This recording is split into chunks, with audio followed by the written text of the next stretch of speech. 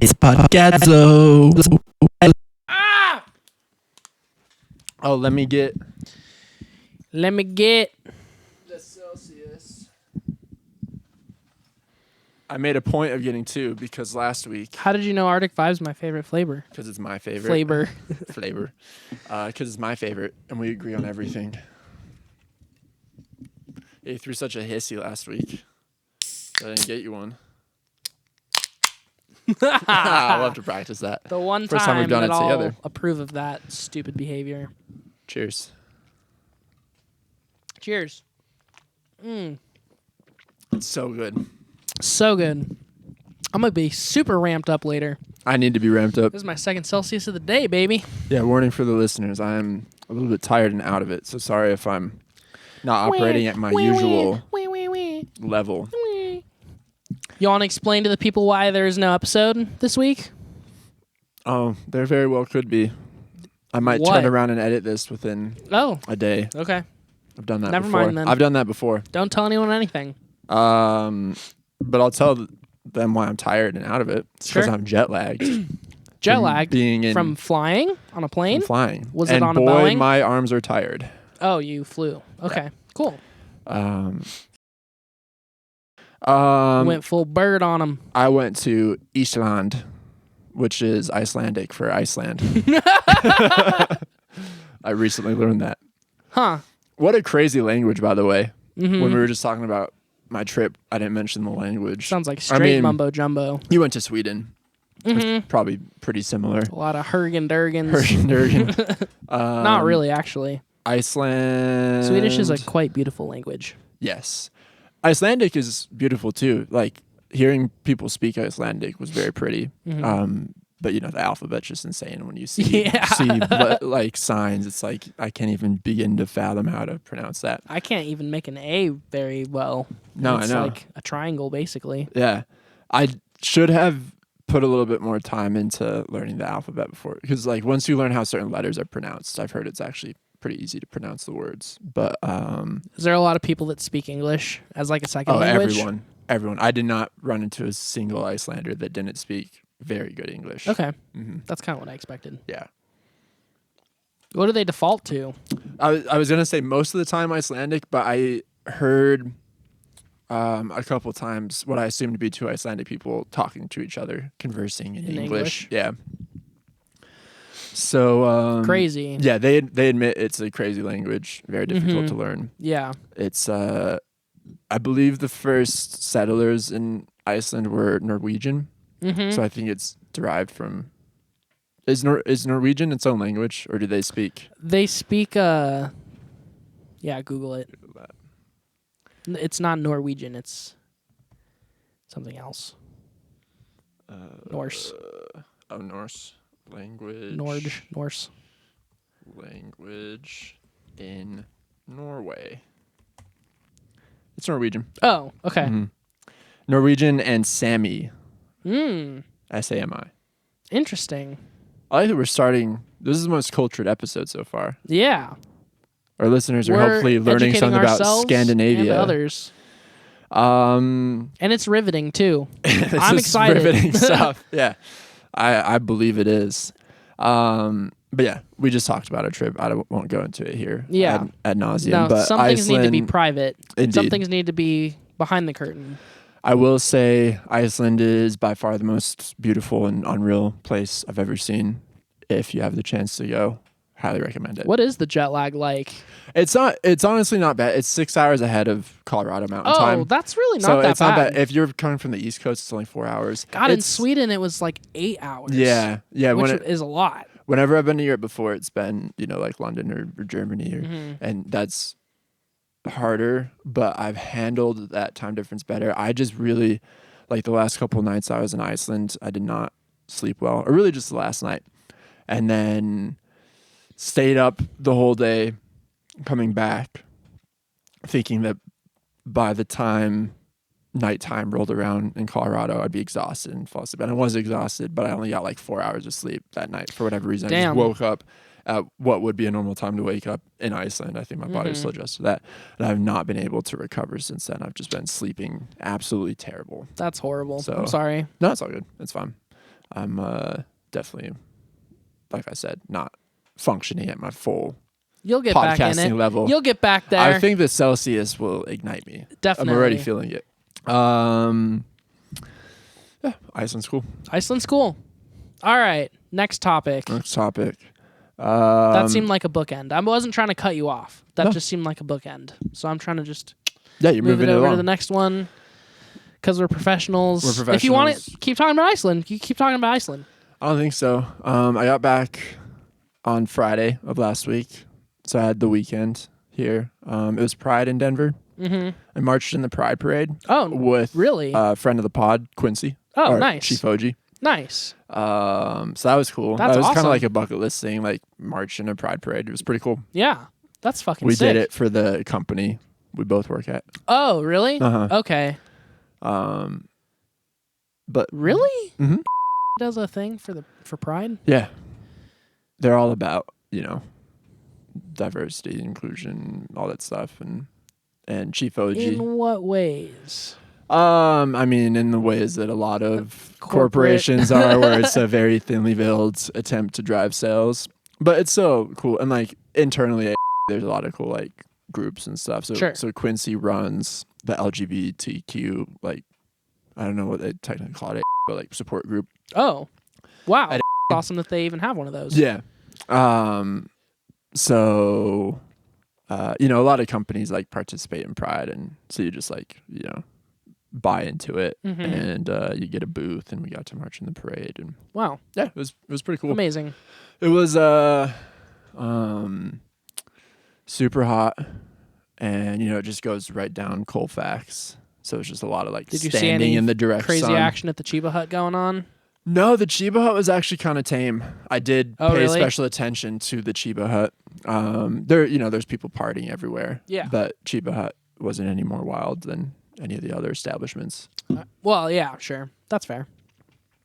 I just know that they were getting their shit rocked. I heard they got their shit rocked. Yeah, dude. I have a buddy who lived right across from that Chiba Hut, and he has the craziest story. He lived there for like a year and saw like 3 different like fatal shootings like on that block of Colfax. Holy fuck. He said like every night there was just crazy shit going on. Colfax gets a bad rap though. Colfax is a great Colfax is street. pretty awesome, yeah. Colfax is the heart and soul of Denver. In There's my like opinion. 2 kind of sketchy blocks. Yeah, I live right next to one of them. And it's made you the man you are. Exactly. Tough. Scared Resilient. and racist. Just joking. One of the 2. We'll let you choose Yeah. which one it is. So yeah, that was cool. Pride.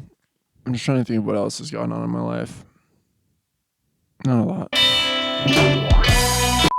Edit that out.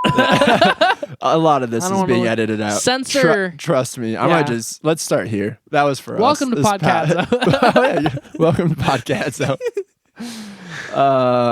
We were just talking about nothing of importance. sex Yeah. with Lindsay Lohan. With Lindsay Lohan. So Without further ado. when I was in Iceland, we were driving around in a camper van the whole time, and it was a lot of time in the car, which was great because you're just seeing the sights, enjoying the beautiful Icelandic countryside. But that gave us the ability to listen to lots of tunes, and each kind of stretch of road. I mean, a lot of the time the phone was just on shuffle, so just playing random music. But each stretch of road, we would kind of try to figure out the vibe of it and put a soundtrack to it. I will say Bjork fit a lot of Iceland really well. So I we was listen an to Bjork accident. a lot. That wasn't coordinated. Very happy coincidence. And the other artist that graced the playlist a lot, and who I've just been listening to a lot in general, is Charlie XCX. In Iceland? Yes. That's Because it's just weird. like something about a lot of the areas were very European. sure. And something about it just made me want to like when I think I of think it's just Europe, because you like the I new think Charlie XCX. yeah, I mean that's the primary reason is because I enjoy listening to it. So let's put this on. But It works anyway. something about the European vibe sometimes makes me want to listen to dance music. Sure. makes me think of clubbing or whatever. Yeah. Still very predominant Yeah. in the European scene. So I feel like we've talked about Brat on the podcast, but we haven't. We've just been talking about it I don't think we... in our text chain. Yeah. This was a big release for me. We talked about it the night before it came out with friend of the pod, Connor. And I don't think any of us had any idea that it would take over the entire world when it did drop. Yeah, I mean, I didn't listen to it right away because I was just like, yeah, whatever. Mm-hmm. And then you were the one who was like, it's really good. I promise it's really good. And I was like, all right, fine. Yeah. And it's really good. It's really good. It's a Brat summer. The whole world agrees on it. From first listen, I was just... So the singles were 360 and Von Dutch, which I listened to both of them. Was excited. Liked both of those songs. Thought the album would be strong. I've been a casual Charlie XCX fan for a long time. Where she was an artist I liked. I wasn't listening to a ton of her music, but I would consider myself a fan of her. And I'm a fan that doesn't listen to listen to her music or have any investment in her at all or follow her or anything. But yeah, this album has just rocked my world, as it has with a lot of other people. And I put it on the morning it dropped and was just blown away by how good it was. One of those albums where immediately upon listening, I was like, this is a classic. 4 songs in, I was like, this album is an all-time classic. I remember I posted one of the songs to our story, and another friend of the pod, Colin Galloway of Alistair Cowboy, responded in reference to our Apple Music Top 100 episode, and he was like, 101st best album of all time. I was like, truly, if that list was made 2 weeks later, this would have to be on it. Yeah. Even though it's brand new, and that was something we said shouldn't be on it. They're like, shit, guys, go redo it. We gotta redo it. So yeah, Abbey Road, you're off the list. Yeah, we're getting rid of one Beatles. Just put in Brat at number 3 or 2 or whatever Abbey Road was. 2, I think. Wasn't 1 Thriller? One was Thriller. Yeah. Yeah. I think Abbey Road was 3. What was 2? Whatever. No, I want to know. It doesn't matter. I want to know. No, we already did an episode on this. We don't even talk about it. Yeah, go listen to this podcast that's called Podcadzo if you want to. Where we did a very in-depth review of... Very in-depth. Where we just read the whole list. And said nope. Or yep. Yeah. I've been thinking about a lot of our takes on that pretty much nonstop since released Connor that episode. Said Podcadzo hates women. Yeah. The one that recently has been haunting me is I think we kind of low-key dissed that Joni Mitchell album Blue being in the position it was. Yeah. Coincidentally, a lot of Joni Mitchell was played on the Iceland trip because I had this nice kind of acoustic classics playlist I was listening to, and anytime a Joni Mitchell song came on from that album, I was like, oh my God, this album's really got it. I regret. We didn't diss it. We just said, I think we said it didn't deserve to be above Carole King's album. Yeah, after Carole King was in the mid, 40s or 50s, something like that, I kind of just shut down all, and I understand I'm part of the problem for also buying into this narrative, but the narrative is always female artists get compared to female artists, and male artists get compared to male artists instead of just all of it being universal. So as soon as Carole King was in the mid 40s, I was kind of just well, no female artist really in my mind is better than Carole King through and through, discography wise. Carole King's. But then I think of Annie Clark, and I'm like, well, shit, Annie Clark's not even on the list at all, and she might be my favorite female artist of all time. But honestly, do you think she has an album though that really, deserves all of her to music be on the is top great. 100? Yeah. Not if we're talking just conventional lists. Yeah. If we're talking my personal top 100, then Mass Seduction 100% is somewhere on that list. And honestly, probably so is Strange Mercy too, because they just both are so pivotal to me personally. But yeah, if we're talking universal buy-in, no, she shouldn't be on the list. But yeah, I just took too much of that approach of comparing female artists to Carole King, because Carole King is like the mecca for me. Yeah. But no matter what, all that being said, we were unfair to Joni Mitchell, because that was kind of my approach, was like, Joni Mitchell's not better than Carole King. But that specific Joni Mitchell record probably has a bigger influence on like today's culture than any Carole King. Yeah. And then I think about Billie Holiday too. Shit, like Billie Holiday's nowhere on that fucking list. That's true. Billie Holiday That's surprising. could be, yeah, whatever. Yeah, the vibe of 2024 is definitely more Joni Mitchell than Carole King. Yeah. Anyways, back to Charlie.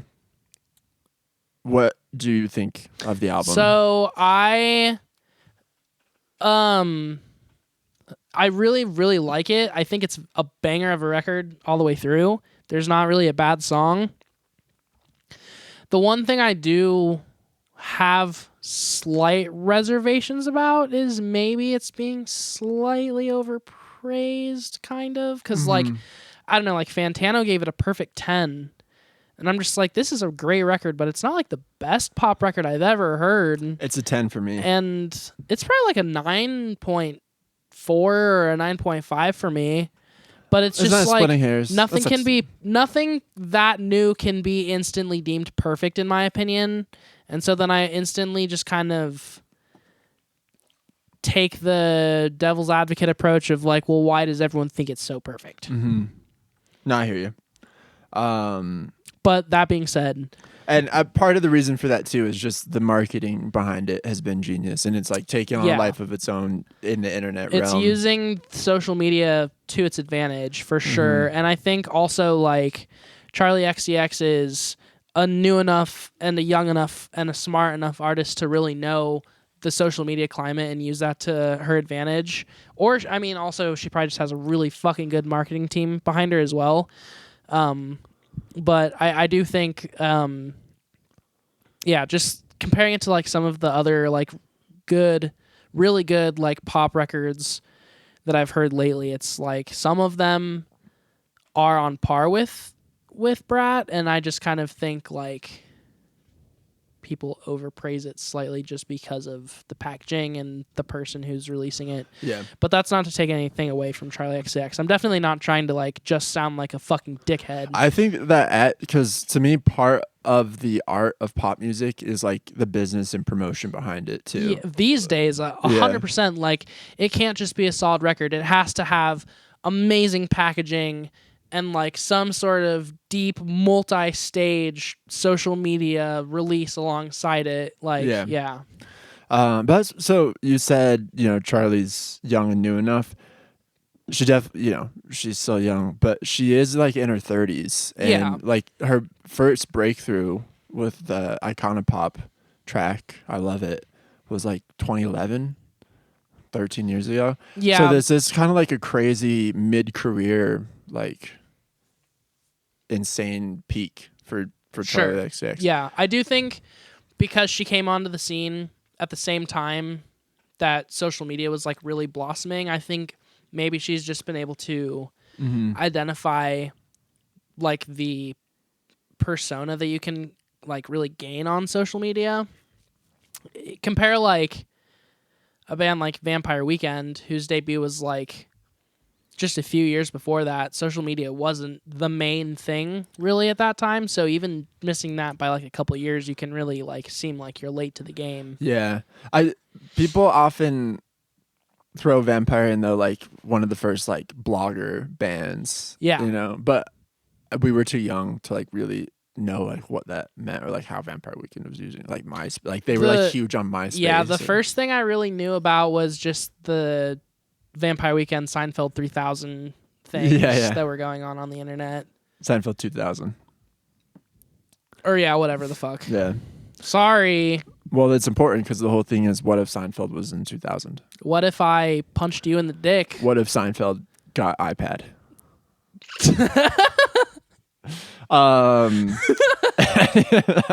That's the thing.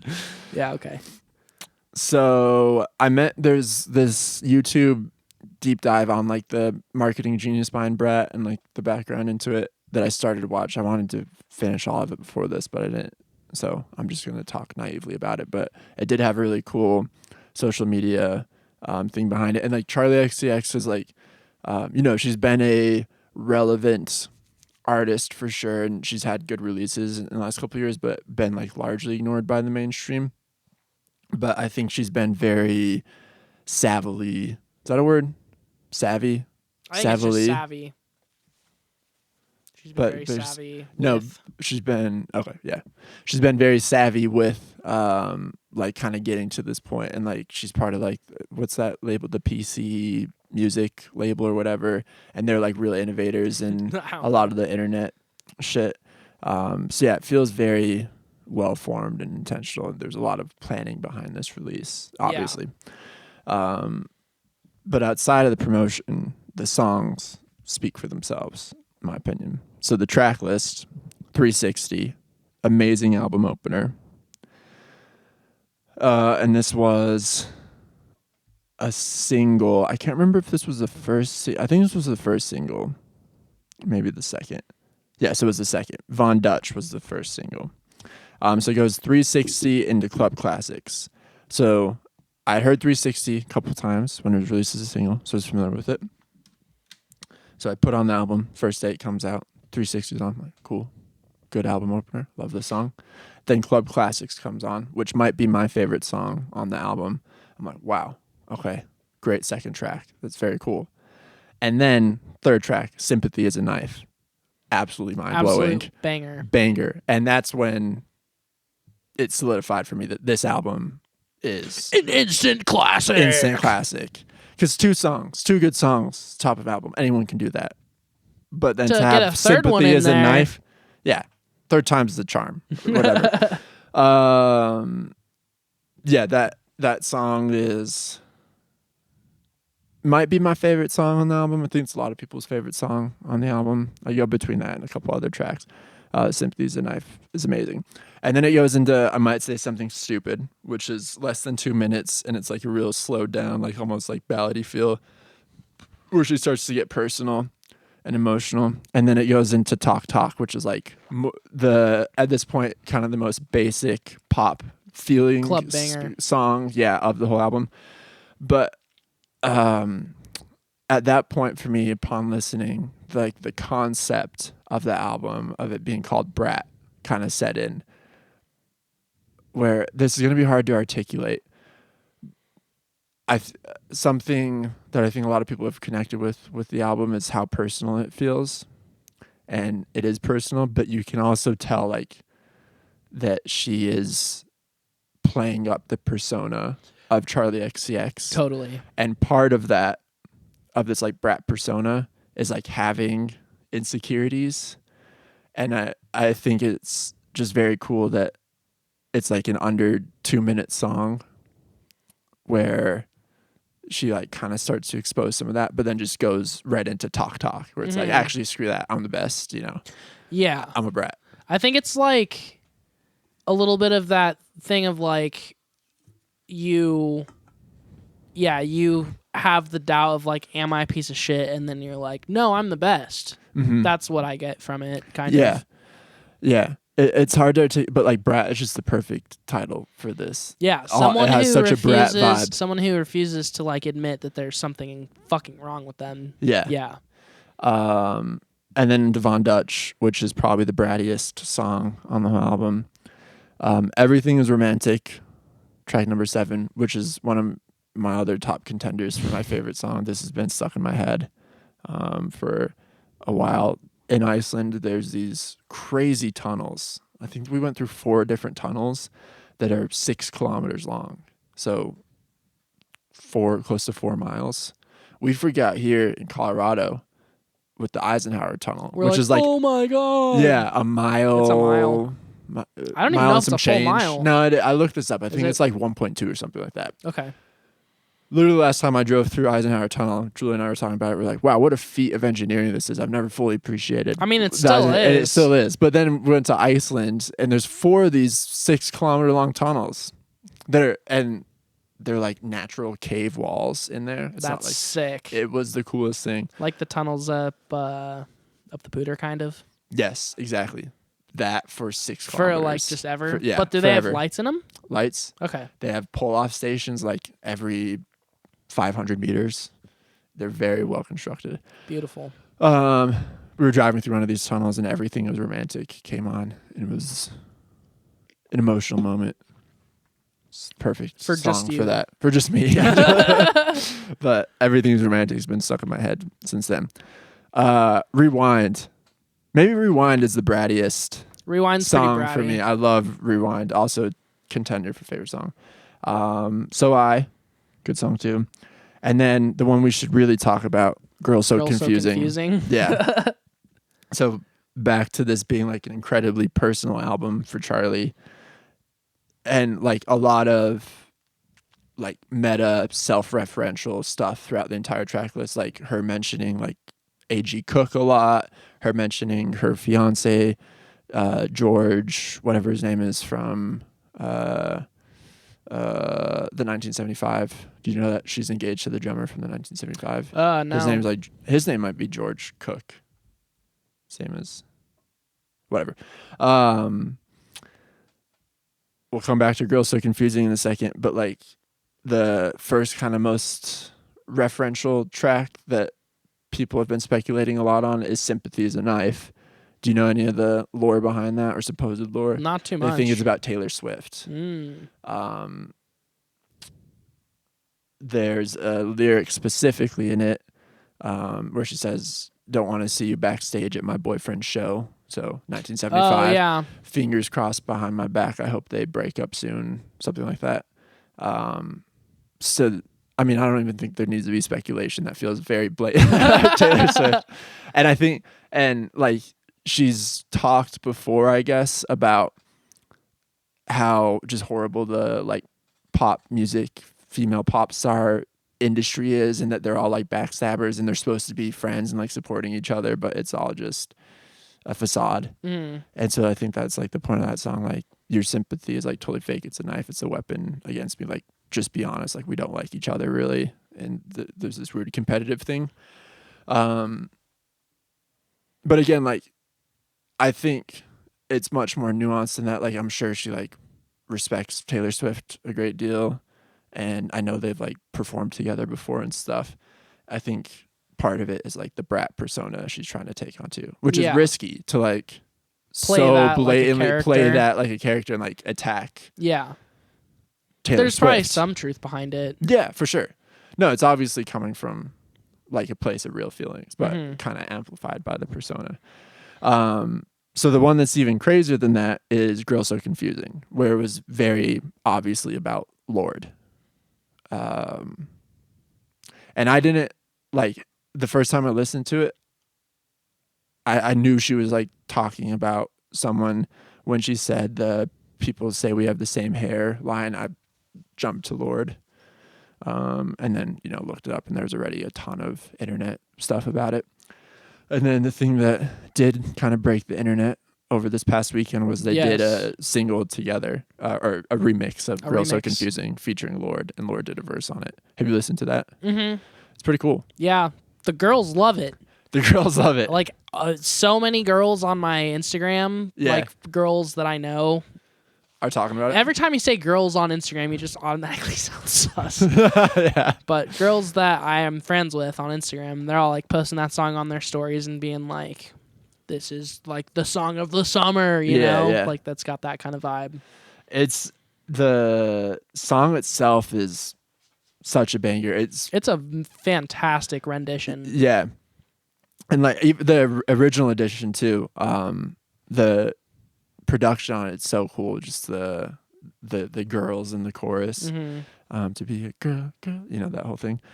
So yeah, it's cool, and like it's the perfect antidote to the diss track world we're living in right now, where like people are actually making a resolution to a problem over a pop song. Over song. Yeah, which it's very cool.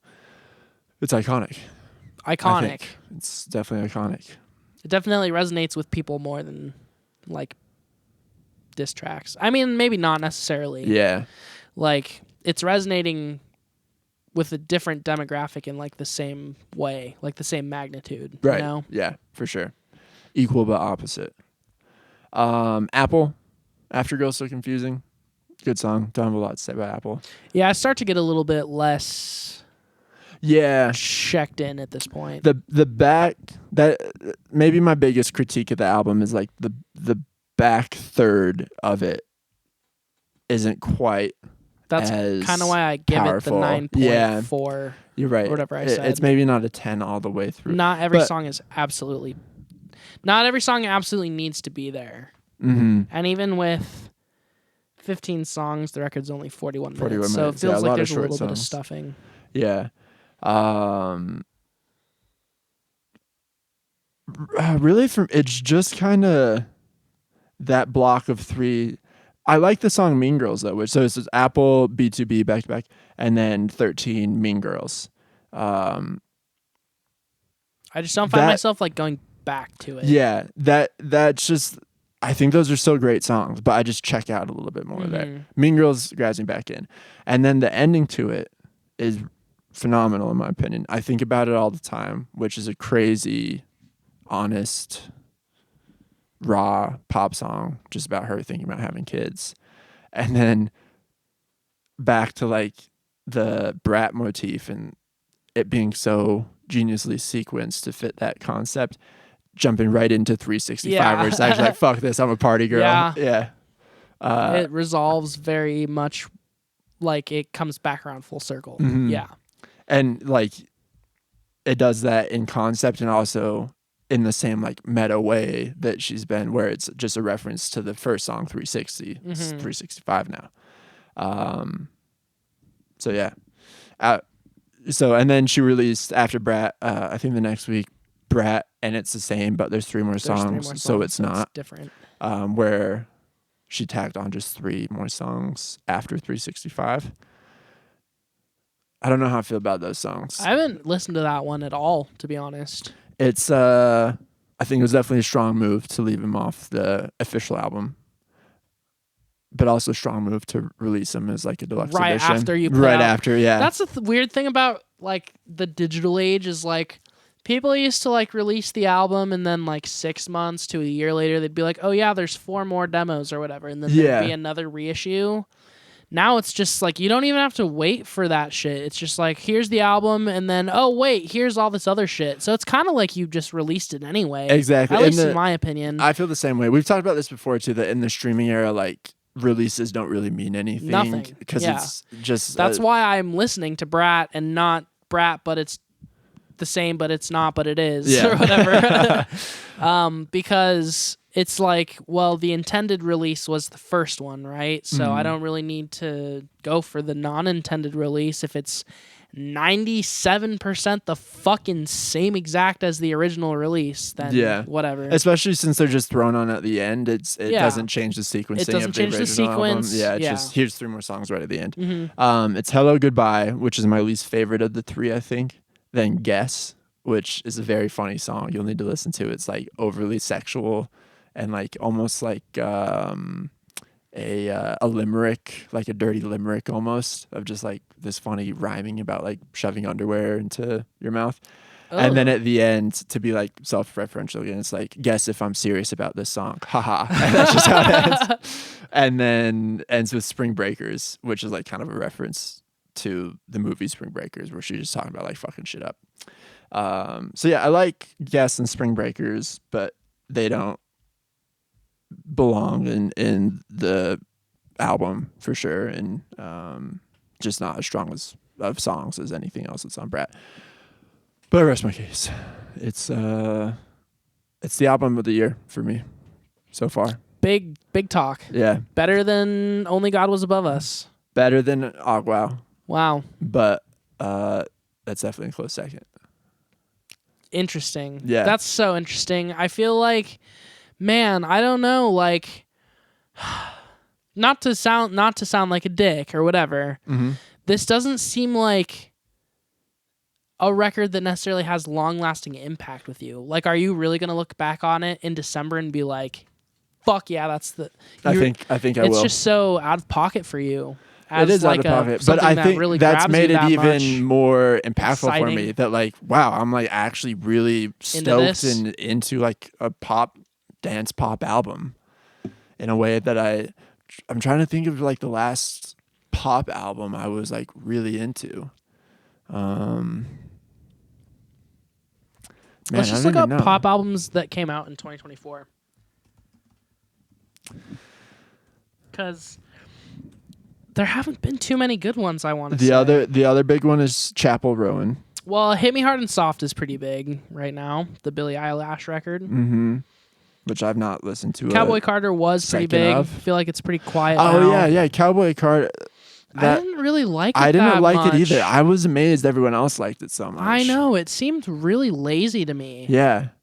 Both production-wise and just, like, thematically. Like, but I'm going to get literally assassinated for saying that on the internet. Pet Shop Boys released an album? Did they really? Or was that some re-release? That's got to be a re-release, Nonetheless, right? I have no idea. Pet Shop Boys would be worth talking about one of these episodes. I would need to do some serious research. Yeah, they're absolute geniuses. I guess it came out this year, yeah. Okay. Their 15th studio album. I'll have to check that out. Yeah, see, like none of these have really been discussed at all. Yep. I guess the Kali Uchis record was pretty heavily discussed when it came out. Well, so I think right on Charlie XCX's heels of crazy internet pop albums is Chapel Rowan. Mm-hmm. Which I have not listened to the full album yet. I haven't listened to any of it. Listened to a lot of her singles and Fantano. Also, I just saw a like quick review of her album by him, and he was pretty positive about it as well. Kind of, the gist of it was like a lot of potential. I think your next album will be pretty good. This one's like not fully formed yet, but she's like the similarity, I guess, and with it being Pride Month, I guess is appropriate. Is Brat or Charlie XCX and Chapel Rowan really have the attention of the gays? The gays are all about those two albums right now. Mm-hmm. And Charlie XCX has been kind of like a gay icon for a bit. Yes, definitely. Like, she's kind of the new Madonna, I feel like. What Madonna was to the gays, Charlie XCX is on a whole different level. Pretty accurate. Yeah, thank you. Yeah, you're welcome. That just came to the to my dome. That just came off the dome. Off the dome. But yeah, like, I mean, none of these albums here I've really listened to. Oh, you know what? Here's the last pop album I got really into. The Dua Lipa release from a couple years ago. Never checked that out. It's Future something. I'll tell you my favorite songs from Brat in the meantime. Yes, please do. My favorite is Everything Is Romantic for sure. Oh, really? Sick. That song is so next level. Like, it is. It's poppy. It's incredibly well composed and layered, and like it moves very seamlessly from section to section. And it's definitely like produced the most interestingly out of all the songs. My second favorite is Von Dutch. Yeah, like that song rips so fucking hard. That'd be my entry for best music video of all time, potentially too. I love that music video. It's a cool video. So well done. It's a cool video. The song itself is just like chef's kiss. Like that's the one song on the record. Not the one. It's like the one that the most makes me feel like I wouldn't change a single thing about it production wise or like composition wise. If you played me Von Dutch and said this was like the biggest pop song from the early 2000s, I would believe it. Like it's crazy that song hasn't been written yet. Already? It feels so classic and like timeless kind of. Yeah. Yeah, I love Von Dutch. But yeah, Everything's Romantic, the Bad Tattoos on Leather Tan Skin, Jesus Christ, Plastic Sign. Something Jesus so Christ, poignant about Sign. so poignant about that. Like immediately you're like, oh yeah, pulled into the vibe of this. Jesus Christ, Plastic Sign. The Dua Lipa album I was thinking of was Future Nostalgia. Oh, okay. 2022. No, fuck, 2020. Oh my God, what is Jesus. time? Jeez. I think I kind of was late to the game, though. It's probably like Discovered it a couple 2021. years late. I was really blasting that. But yeah, it's a strong album, but nowhere near as strong as Brat, in my opinion. But that was the last time, at least that I can remember right now, where I was like really stoked on a pop album and like, excited about all the way through. All the way through. Because the thing with pop records, especially these days, again with streaming and everything being so relevant, pop records really are just like a collection of singles now more than ever. And getting through an entire pop record is honestly, other than, and this isn't me just trying to like suck fucking cock and like make up for my past mistakes, but like I will say Billie Eilish has been good at releasing full records where like it's a concept kind of all the way through.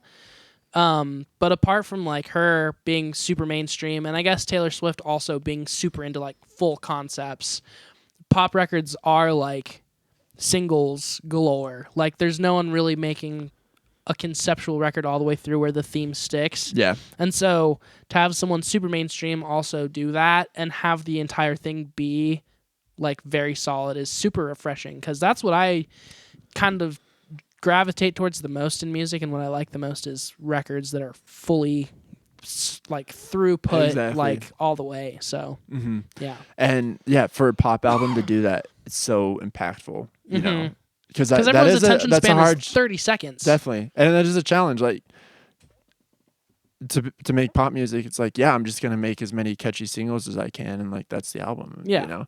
But to like be like, no, I'm gonna stick to a very prescribed aesthetic and conceptual landscape here, even and knowing make that 11 that's not bangers. What people are looking for. Exactly. Yeah, where you can grab any one of them and like it's a good single, but if it's an album, that's like it's a real feat. Yeah. So yeah, Future Nostalgia was a great album too. Shout out to that one. Shout I out guess. to Dua Lipa. And now, like, man, Dua Lipa is just such a star too. I was very attracted to her. Which maybe played into it a little bit. Yeah. Hell yeah. I guess that's the Brat coverage, right? Did you have anything else? I feel like I probably did have other things to say about Brat, but who gives a fuck? No one even cares what I think about it. If you're still listening right now, thank you. Yeah, thank you. Do you have anything else to say about Brat? Not necessarily. I think I'm less into it than you are, but it's only because I've had other things that have come out recently that have pulled me away from it. You know what I mean? Like, there's been a lot of, in my opinion, a lot of very solid releases over the last couple weeks. So I've kind of been like a Brat listen through in the morning on my way to work, and then a Sumac listen through like during the day, and then like maybe a little bit of the Suicide Boys on my way home, or maybe I go back to Brat. Or honestly, Only God Was Above Us is still like super heavy in my rotation. Like I'm still listening to it once a week probably. So. Yeah, me as well. Really, the only albums I like most days is just Brat, Agua, Brat, Agua, alternating. It's cool because they're good palate cleansers for each other. Like they're so different that it feels good to transition from one to something a little different. Yeah. Wipe the slate clean. So what's the new Sumac all about? You like it? Let me pull up the track list really quick because I want to get the stats right. But well, shit. I guess fucking Spotify suck. Fucking cockles. Here, let me go to Bandcamp really quick. But it's 4 songs and it's an hour and 16 minutes. So it's pretty classic in that regard. The first song is like 25 minutes. Here we go. Yeah, so the first song, World of Light, is 25 minutes and 53 seconds long. And then Yellow Dawn, the second song, 12 minutes and 49 seconds. New Rights, track 3, is 12 minutes and 51 seconds. And then track 4, The Stones' Turn, is 24 minutes and 35 seconds. Hands down, out the gate, I will say, my favorite Sumac release to date. Like, wow, it's called The Healer. Is that one? Okay. It's called The Healer. And like the thing I always have, obviously, it's gonna make sense 99% of the time, But the thing that people always say, homies, and even people that like sumac, that like older sumac, they're kind of just in that vibe of like, well, once you do this, it's kind of like already done. Like you can only make ambient noise metal so many times and have it feel unique. But in my opinion, every time they make a release, it's like super different from the last one. And I honestly think this one's, in my opinion, like pretty different from the last one, which is called May You Be Held. This record, rather than, it's, in my opinion, what it feels like is rather than having improvised kind of noise sections that are in the room and live and they play off of each other, all of the more ambient stuff is like fully premeditated and everything is super duper intentional. This record to me feels incredibly intentional, and like everything they do builds to something later. Like every song, moment, or like part of a structure is repeated at some point. So therefore it can like never be fully improvised or fully random. Like it's always got a lot of intent behind it. The ambient sections also are just kind of a different vibe this time around because there's a little bit less like overall just drone. There's more like kind of underlying melody and thematic stuff with the melodies. And a lot of the times there's not just like full drone sounds by themselves. It's like some ambient noise with like some vocals on top of it or with some drums added to it. Like it's always got multiple things going on. And the things always obviously play off of each other, in my opinion, like super duper well. The first song, The Stones Turn, I believe is what it's called. Or sorry, World of Light. Stones Turn is the last one. World of Light has literally my favorite drum fill of all time in it. Like the second I heard it, I was like, this is the the literal coolest drum fill. Do you remember where it happens I've in ever the heard in my fucking life. 25 minutes? It's like in the 10 to 15 minute mark. Right. It happens multiple times. I'll watch out for it. I'll play it for you after this. But yeah, it's just, in my opinion, super inventive and a way to push ambient metal forward even more than Sumac already has. I've said it before and I'll say it again. People disagree with me about this a lot. I don't care. Whatever. I think Sumac's like the heaviest band in the world. This album has like some of the riffiest riffs I've heard in a fat minute. And then also has some of the most like contemplative, open, ambient stuff I've ever heard.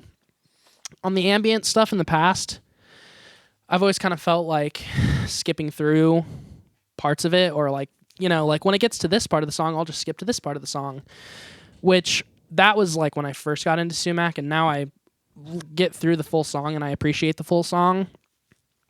But with this, it's like really easy for me to listen to the ambient sections because really when it gets ambient, it is just super open and not just like droney and like cycled noises. It's like always continuous. And so for me, it's like I can open up a crazy stream of consciousness where I just like find myself That's rad. being pulled in really crazy ways, especially when I'm like driving or like doing the dishes or some shit. It's just like super great to take my mind off of what's happening around me, which maybe when I'm driving isn't the best.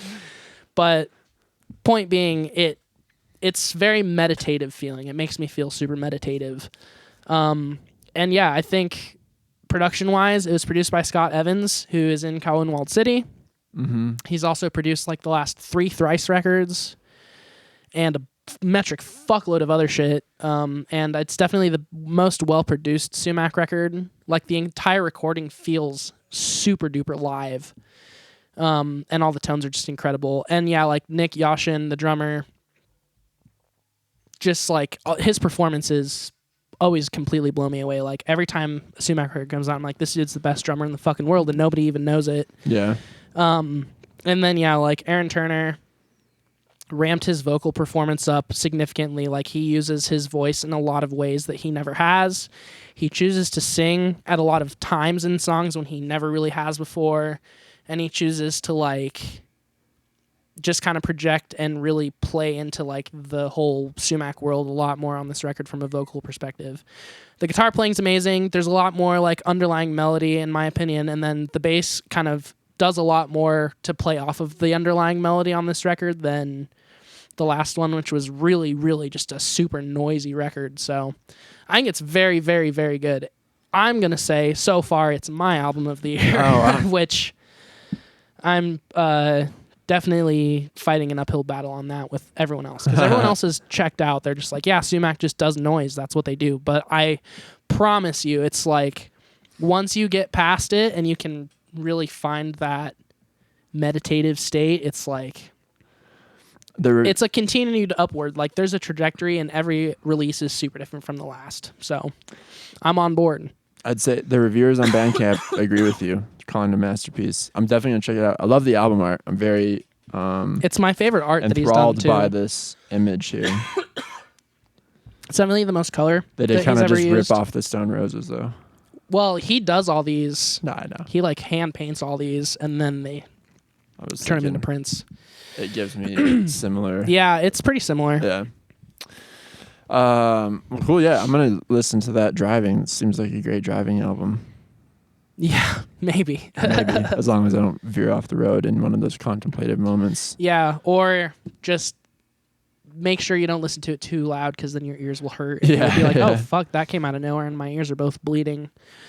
And yeah, just like my word of advice for everyone who's getting into like noisy, really noisy music, just take it little by little. Like you don't have to like listen through the entire song the first time and then be like, oh, I get it. Like the thing that's amazing to me about Sumac is I've listened to this like twice a day since it came out, and it's a completely different experience every single fucking time I listen to it. I'm like just now starting to remember certain moments of certain songs, and then other moments are like still a complete fucking mystery where like when it comes in it's like I forgot about this. Oh yeah, this. So yeah. No, for sure. It's cool when it's music amazing. can do that. Yeah. Hell yeah. Check that out. And then the new Suicide Boys. I give it a 5 out of 10. Really? Mm-hmm. So let's see here.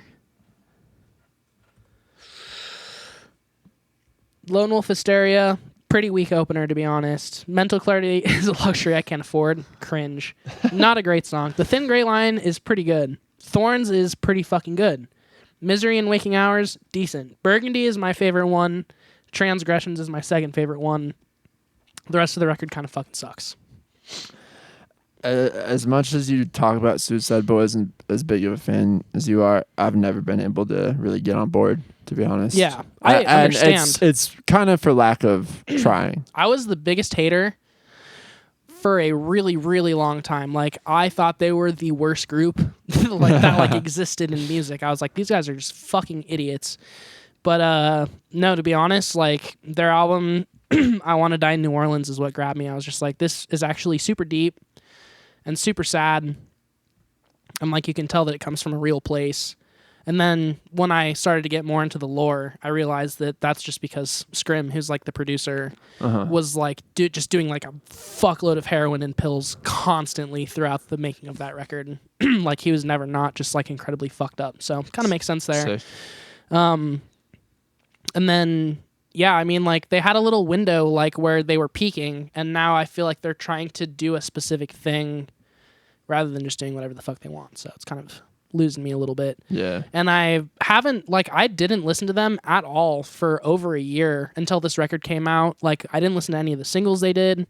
I haven't listened to any of their collaborative shit. I haven't listened to anything that they've put out for a really long time.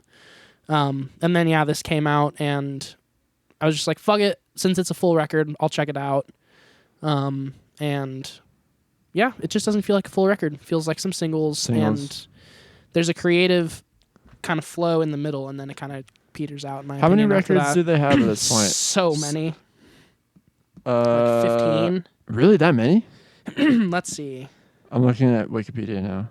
It has 1, 2, 3, 4 full studio albums on here, but a bunch of EPs. I guess, yeah, it depends how you look at it, because... Oh, no, you're right. Like there's a fuck ton of releases. A lot of their full lengths are really only like 25 minutes. Look at these. Yeah. Kill Yourself Part 8. Yeah. The Seppuku Saga. I would say it starts with Gray/Gray in 2015. And then, so yeah, from there it's 1, 2, 3, 4, 5, 6, 7, 8, 9, 10, 11, 12, 13, 14, 15, 16. So their last one was number 16. Do you think they were serious about killing themselves if the music career didn't work out? 100%. What kind of timeline did that have on it? So I think what they originally said was like if they were not famous by the time they both turned 30 that they would kill themselves. But they were like, the thing that you really don't realize from the outside is like, and obviously I was the exact same way. It was just like, this is all just a facade. Like, these guys are fucking jokers. Glorifying suicide, fucking making a lifestyle out of being depressed and being addicted to drugs. Like, that shit's just fucking stupid in my opinion. But they're both like actually really went through that for real. They lived the life. Like, they're from New Orleans, which already in itself, like, you're prone to some drug abuse. They were kind of like rejected by their community, which isn't like that big of a deal when you think about it. We're rejected by our but it community. still is shitty. And they both started using when they were like younger than 15. So by the time they were in their mid 20s, they were both like fucking burnout, full on drug users. And so, yeah, I really do think they were both depressed enough and at the end of the road enough where they were like, yeah, fuck it. Like, we'll kill ourselves for fame. Respect. But then they both got sober. Oh, they're sober now? Yeah. So do you think that's part of the problem? Why the music sucks now? No, like, I think Scrim getting sober is why they that's why have you their got into creative it? peak. So Okay. like, let's see. They've got this record called Long-Term Effects of Suffering, which I think is their first like upper echelon record where it's like, this is a serious record. It's a serious concept. They have a very, very like complete idea here with this record. And then Sing Me a Lullaby, My Sweet Temptation is the same thing. It's like, this record has a throughput. It's got a message. They take a lot of chances on their new shit. Like, it's super melodic. It's not just chopped and screwed versions of 3 6 Mafia beats. Like, they make all their own shit. They produce all their own shit. And they actually like change up their lyrical flows. Like, before, they just did the same exact like triplet rap, like every single song where they're just like super fast. And the flow like never changed, and now the flows are like regularly super different. They both take like pretty long verses now. So I think overall the creativity has like stepped up massively. And that's why I kind of hopped on board in like 2021. So. Okay, right on. Yeah. Well, I'm going to give them another chance. Yeah, I definitely do not think you will ever like the Suicide Boys. Like, make no mistake, they're guilty pleasure band for me. Like, when I tell people I like Suicide Boys, I know that I'm going to have to justify it because I'm a 27-year-old fucking man. Like, I'm not a scene kid. I'm not like an 18-year-old angsty-ass fucking white kid. Like, there's really no reason I should like it, but it makes me feel fucking... like, when I want to get pissed off or when I want to just feel like amped up to do something, like it gets me there. I can't really explain why, but it makes me feel fucking amped up. So, and it's just super fun to listen to. Like, putting like certain songs on in your car and turning the bass all the way up and just being like it's fucking fun. No, you need that. I'm a kid at heart. You need that. Well, right on. Hell yeah. Good sode. A little bit all over the place, but I think that's fine. It was mostly about Brat. We should probably just start over. Trash this Welcome one. to Podcadzo. Welcome to Podcadzo. The album Brat. Colin's wide awake and has plenty of sleep, so this should be cake for us. We're talking about Brat today. I hate it. It's Charlie XCX record. It's terrible. I don't like Brat. We were just talking about Colin's favorite band, the Suicide Boys. That's the thing. So, like, I posted this list on my story. Yeah, let's see your list again real quick. So many people were like, bro, like, what? Who the fuck are you? Like, yeah, I couldn't believe REM was number one. What REM have you been listening to lately? Okay, so let's see here. I'll show you my recently played. It's The Healer, and then Asia, and then Brat, and then New World Depression, which is the Suicide Boys, and then Out of Time, Green, Life's Rich Pageant, Monster, Automatic for the People, Murmur, and then Down on the Upside.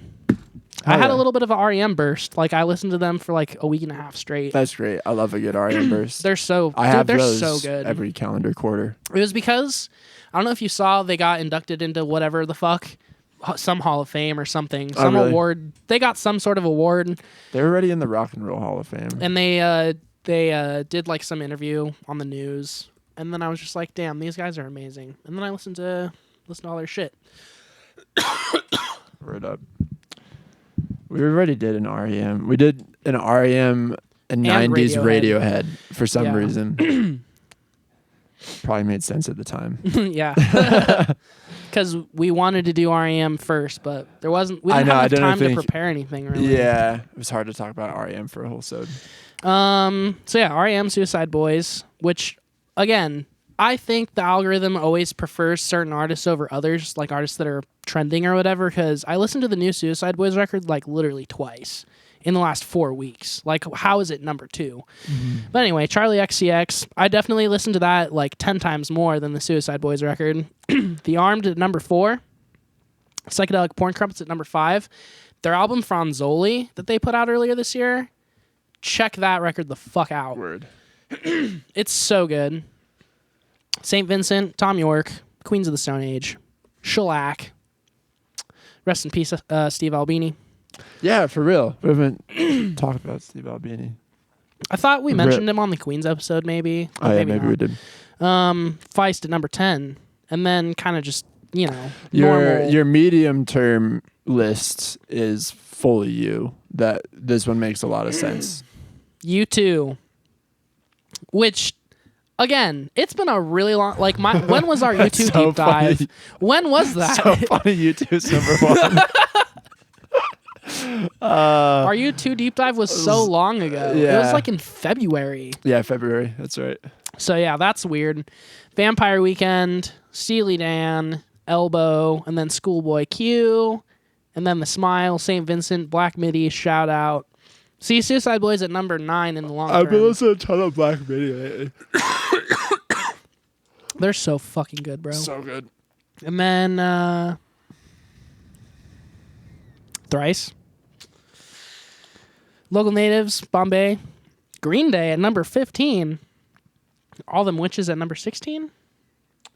Look at that. You got me on Portugal the Man. Yeah, hell yeah. I saw Portugal in both lists. Excited to see that. Cadzo way down 41. Thanks. I was plugging that Larimer Street song pretty hard. Long-term years. Number 1 is The Armed. That's crazy. Armed above you too. That's makes sense to me. Dude, what a Vampire Weekend.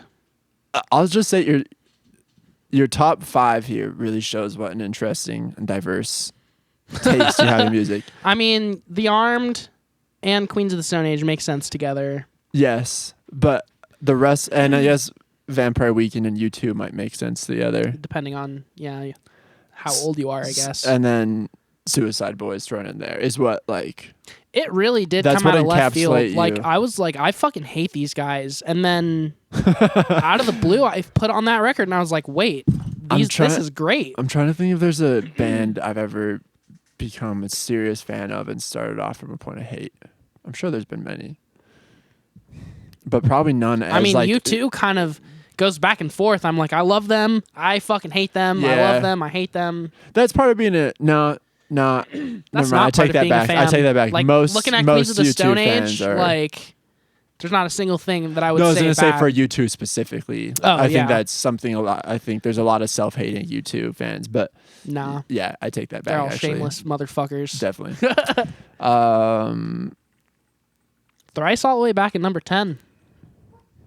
I've really grown up. Yeah. Okay. Well, thanks for listening to Podcadzo. Blink 182. I've been listening to a lot of pop punk lately. Did you ever listen to the new Blink 182? Yeah. I don't hate it. Yeah, I thought... Yeah, okay. We I remember talked talking about it, this now. Yeah, it's like half good. Half good. Yeah. All right. Well, and on that note, thanks for listening Cowboy, to Podcadzo. number 31. For years. This is years. Hell We're talking yeah. about years. My long-term artists. Alistair Cowboy's at Shout 31. out Alistair. And they've only been a band for 2 years. 2 years. They beat Nas. That's fucking crazy. They That beat is crazy. Kadzo. They beat Kadzo. Kadzo beat Nas though. They beat the Freestyle Fellowship. Fucking crazy. All right. I can't believe the Black Keys are my 50th. That's super weird, right? Yeah, I hate the Blackies. Hello. Hello. Let's wrap. We've been trying to wrap this up for like 20 minutes now. Yeah. It's over. Goodbye. Thanks for listening. Fuck you.